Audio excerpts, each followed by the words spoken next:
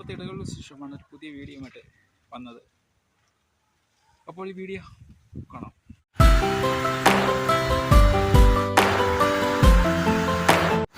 അങ്ങനെ പ്രകൃതി ഭംഗി കണ്ടുകൊണ്ട് KSRTC ബസ്സിൽ ഇരുന്നു കൊണ്ട് ഈ വഴിയിലൂടെ യാത്ര തുടരുകയാണ്. വനത്തിനുള്ളിലൂടെ ഉള്ള ഈ റോഡ് കുറേ അധികം ദൂരമുണ്ട്.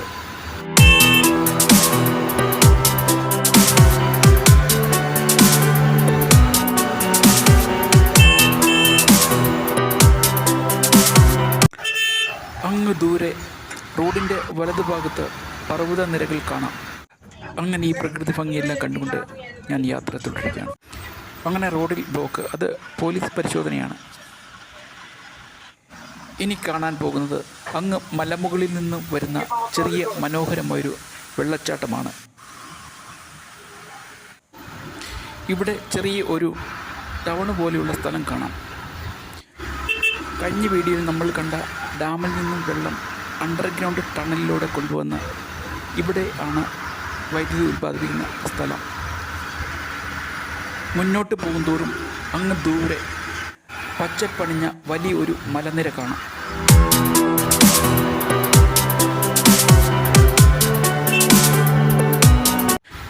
ഇപ്പോൾ വനപ്രദേശത്തെ യാത്ര കഴിഞ്ഞ് നാട്ടുപ്രദേശത്തെത്തി. ഇവിടെ റോഡിൻ്റെ ഇരുവശത്തും ധാരാളം കൃഷി ചെയ്തിരിക്കുന്ന സ്ഥലങ്ങൾ കാണാം. അത് മനോഹരമായ ഡിസൈനിൽ പണിതിരിക്കുന്ന ഒരു കുരിശടി.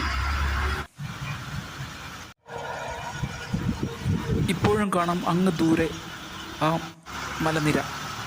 ഇത് ഇടുക്കിയുടെയും എറണാകുളത്തിൻ്റെയും അതിർത്തി പ്രദേശമായതുകൊണ്ടാണ് ഭൂപ്രകൃതിയിൽ വന്ന ഈ മാറ്റം. ബസ് ഹൈ റേഞ്ചിൽ നിന്നും ലോ റേഞ്ചിലേക്ക് പോയിക്കൊണ്ടിരിക്കുകയാണ്. ഇവിടെയെല്ലാം നമുക്ക് കാണാം റോഡിൻ്റെ ഇരുവശത്തും മനോഹരങ്ങളായ റബ്ബർ തോട്ടങ്ങൾ. റബ്ബർ തോട്ടങ്ങൾ കൊണ്ട് സമ്പന്നമാണ് ഈ പ്രദേശങ്ങളെല്ലാം.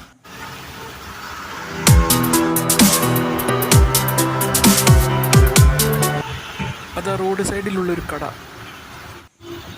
റോഡിൻ്റെ ഇരുവശത്തും അങ്ങ് ദൂരെ മലനിരകൾ നമുക്ക് കാണാം.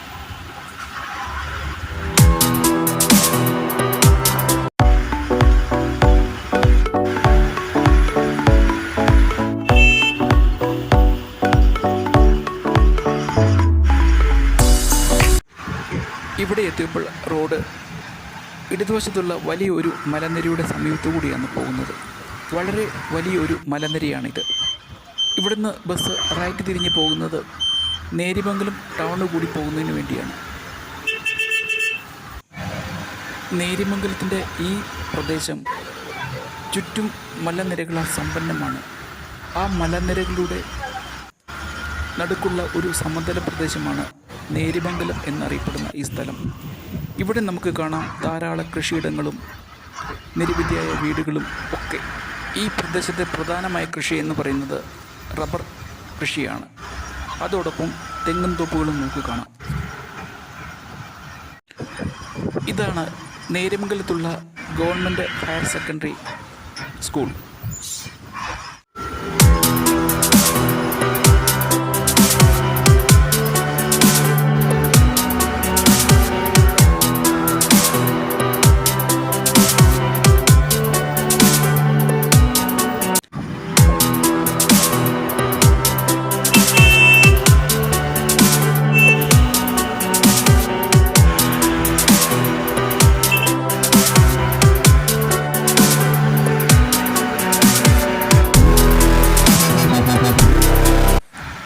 അങ്ങനെ നേരിമംഗലം ടൗണിൽ എത്താറായി. ഇതാണ് നേരിമംഗലം. ഈ കോമ്പൗണ്ടിന് ഉള്ളിൽ കാണുന്നതാണ് നേരിമംഗലത്തെ പ്രശസ്തമായ നവോദയ വിദ്യാലയം. നേരിമംഗലം എന്ന് പറയുന്ന ഈ സ്ഥലം entrance of the high range എന്നാണ് അറിയപ്പെടുന്നത്. ഇവിടെ നിന്നും ഇടുക്കിക്കും അതുപോലെ മൂന്നാറിനും പോകാം.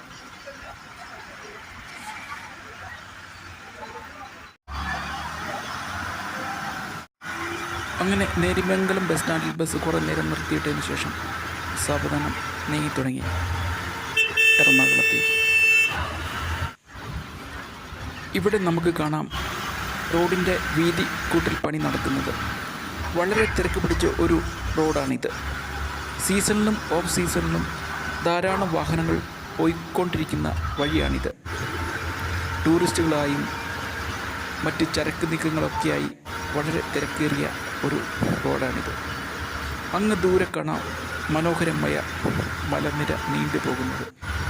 നേരിമംഗലം ടൗണിൽ നിന്ന് ഇങ്ങോട്ട് ഒരു കയറ്റമാണുള്ളത്.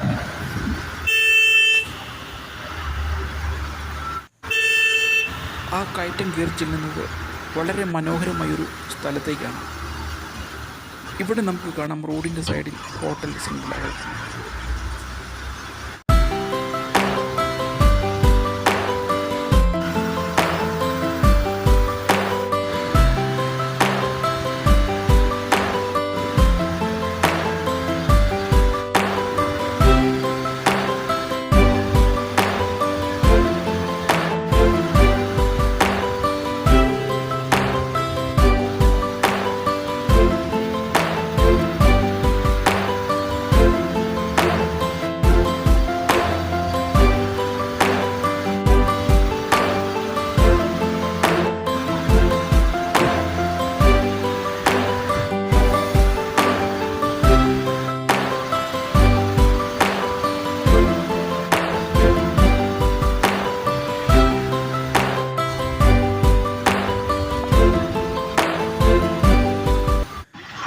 ഇപ്പോൾ പൂർണ്ണമായും ലോ റേഞ്ചിലേക്ക് എത്തിച്ചേർന്നിരിക്കുകയാണ്. ഇവിടെയെല്ലാം കാണാൻ നമുക്ക് ധാരാളം കൃഷിഭൂമികളും അവിടെ ധാരാളം വീടുകളും ഒക്കെ.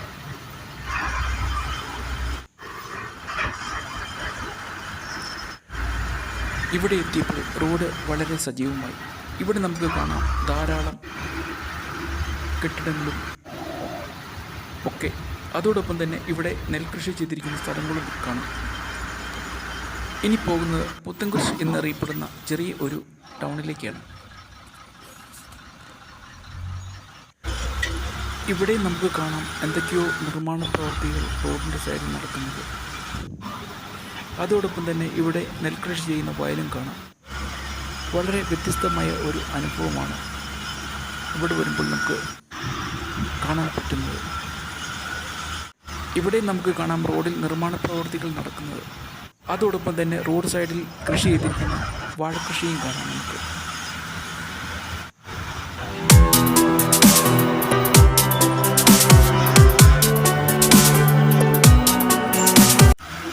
അതാ നെൽകൃഷി ചെയ്തിരിക്കുന്ന ഒരു പാടം.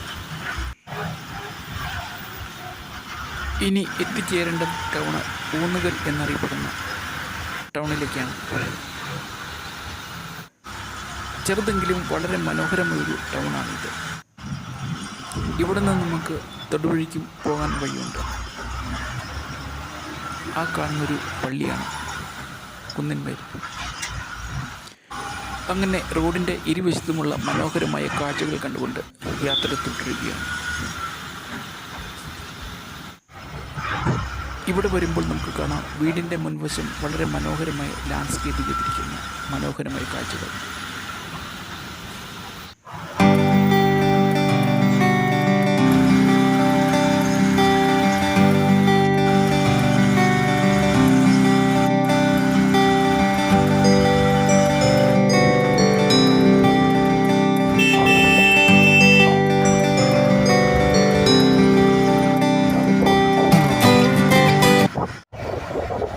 അങ്ങനെ വീണ്ടും ധാരാളം കൃഷി ചെയ്തിരിക്കുന്ന സ്ഥലത്തെത്തി. ഇവിടെ നമുക്ക് കാണാം വ്യത്യസ്തങ്ങളായ തരത്തിലുള്ള കൃഷി ചെയ്തിരിക്കുന്നത്. അതോടൊപ്പം ധാരാളം മനോഹരങ്ങളായ വീടുകളൊക്കെ കാണാം. അങ്ങനെ മറ്റൊരു ടൗണിൽ കിടന്ന് ബസ് പോയിക്കൊണ്ടിരിക്കുകയാണ്.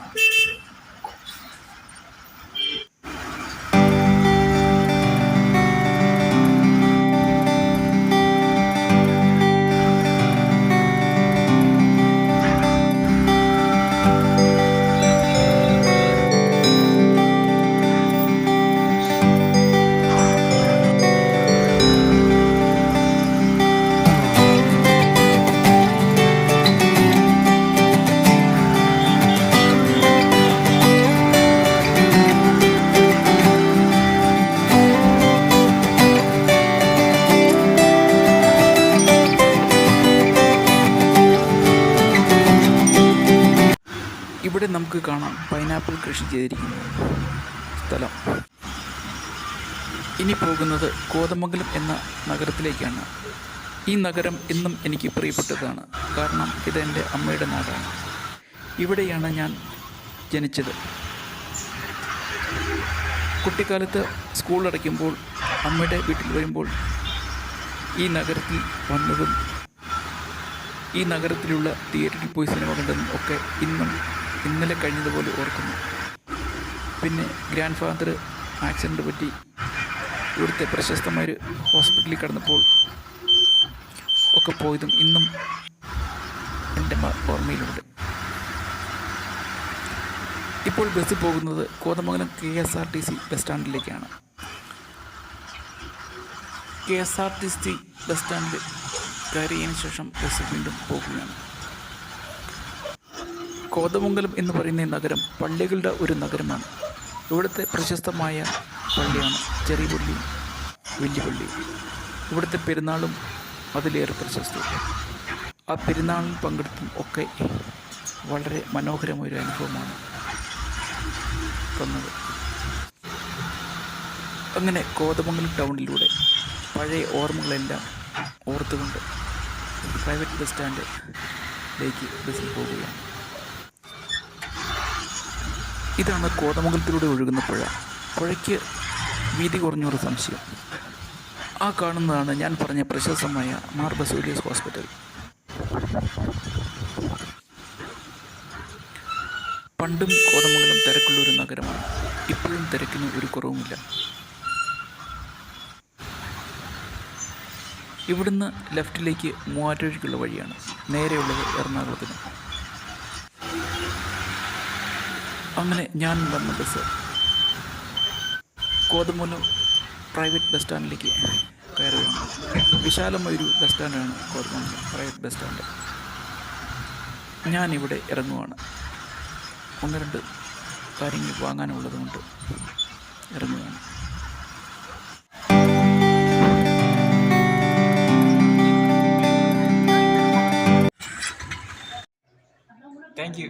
Thank you for watching.